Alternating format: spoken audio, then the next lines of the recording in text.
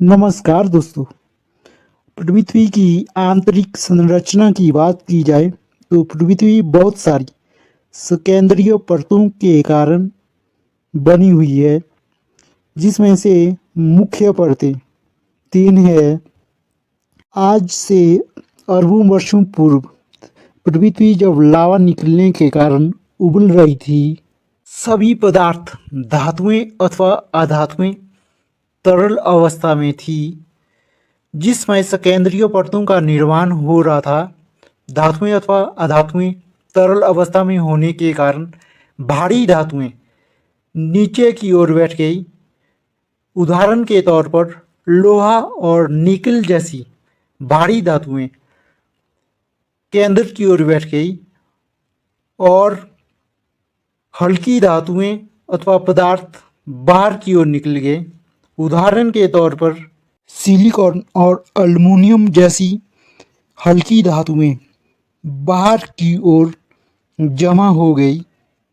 समय के साथ साथ धीरे धीरे पृथ्वी ठंडी होती गई, जिसके कारण उबलते हुए लावे में विद्यमान पदार्थ धातुएं अथवा अधातुएं, हल्की अथवा भारी धातुएं पृथ्वी के जिस भाग में बैठी थी उसी अवस्था में रह गई। भूगोल वैज्ञानिकों ने पृथ्वी के इस भाग को तीन परतों में विभाजित किया है, जिसमें से क्रस्ट, मेंटल और कोर शामिल है। पृथ्वी की बाहरी परत क्रस्ट अथवा भूपटपट्टी है। मेंटल हमारी पृथ्वी का दूसरा भाग है और केंद्र इसका सबसे गहरा हिस्सा है। यह कोर के नाम से जाना जाता है। यह दो भागों में विभाजित है, जिसमें आंतरिक कोर और बाहरी कोर विद्यमान है। क्रस्ट अथवा भूपटपट्टी एक स्थलीय ग्रह का सबसे ऊपरी बाहरी आवरण। पृथ्वी की पपड़ी आमतौर पर पुरानी मोटी महाद्वीपीय पपड़ी और छोटी घनी समुद्री पपड़ी में विभाजित होती है। पृथ्वी की सबसे ऊपरी परत भूपटपट्टी अथवा क्रस्ट की बात की जाए तो यह पृथ्वी की सभी परतों में सबसे पतली परत है। इसकी मोटाई अलग अलग जगह में अलग अलग हो सकती है। महाद्वीपों अथवा समुद्रों के नीचे इसकी मोटाई 3, 5 या 10 किलोमीटर तक हो सकती है, जबकि महाद्वीपों में इसकी मोटाई लगभग 5, 10 किलोमीटर, 35 किलोमीटर, 70 किलोमीटर या कई जगह 90 किलोमीटर तक भी हो सकती है। इसी का प्रश्न उठता है कि पृथ्वी की क्रस्ट अथवा भूपटपट्टी कितनी पुरानी है। सबसे पुरानी समुद्री परत लगभग 200 मिलियन वर्ष पुरानी है। सबसे पुरानी महाद्वीपीय परत 3 से 4 अरब वर्ष पुरानी है। भले ही पृथ्वी का निर्माण 4.5 अरब वर्ष पहले शुरू हुआ था, लेकिन टेक्टोनिक तंत्र के कारण प्लेटें अथवा परतें वापस मेंटल में धंस जाती है, अर्थात धरती के दूसरी प्लेट में धंस जाती है, जिसके कारण कई जगह में चोटियों का निर्माण महासागरों के नीचे होता है और कई जगह परतों का निर्माण धरती के ऊपर ही होता है। पृथ्वी की पपड़ी महाद्वीपीय पपड़ी हल्की और समुद्री पपड़ी घनी बनी होती है। पृथ्वी की पपड़ी में सबसे प्रचुर तत्व ऑक्सीजन और सिलिकॉन है।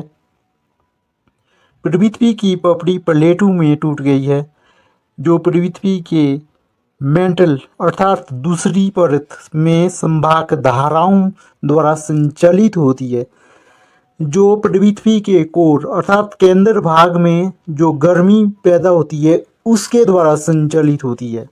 पृथ्वी की क्रस्ट अथवा भूपटपट्टी बहुत सारे तत्वों अथवा चीज़ों से मिलकर बनी हुई है, जो मनुष्य के लिए जीवनदायी सिद्ध होती है, जिसमें 40.6% ऑक्सीजन, 27.7% सिलिकॉन, 8 1% एल्यूमीनियम, 5% लोहा, 3.6% कैल्शियम, 2.8% सोडियम, 2.6% पोटाशियम, 2.1% मैग्नीशियम, इसके अतिरिक्त और बहुत सारे तत्व।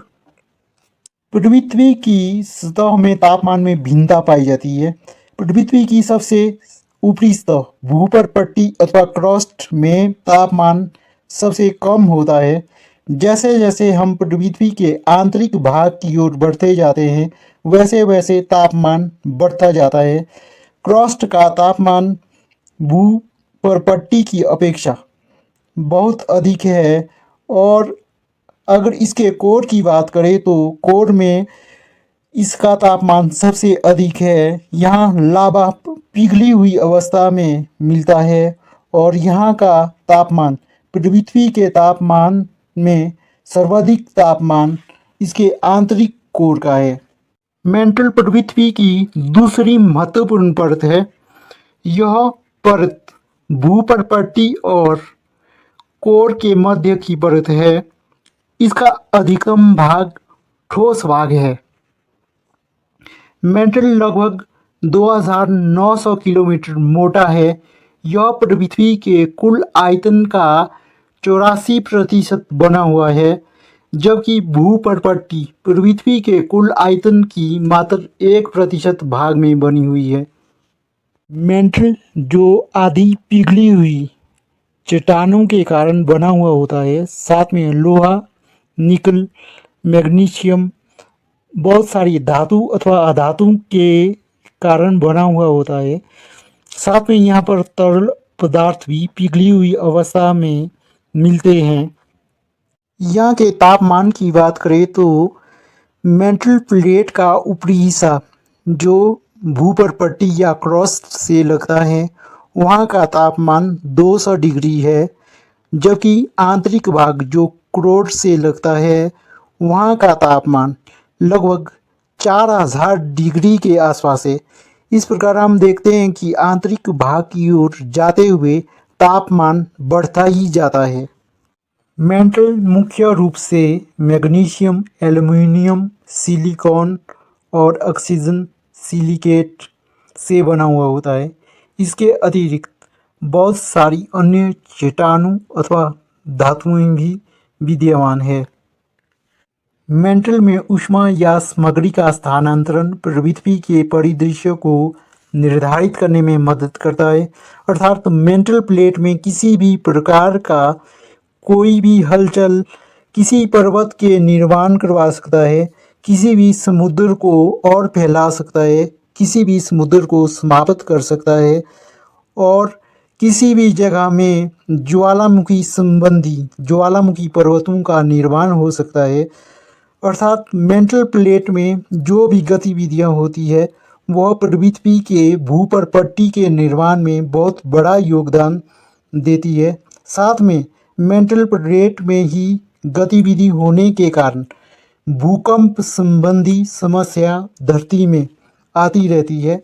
पृथ्वी की सबसे अंतिम अथवा केंद्रीय परत, इसको कोर के नाम से जाना जाता है और यह केंद्रीय परत मानी जाती है। मेंटल के बाद यह परत आती है। यह पृथ्वी का सबसे गर्म भाग माना जाता है। इसको दो भागों में विभाजित किया गया है, बाह्य कोर और आंतरिक कोर।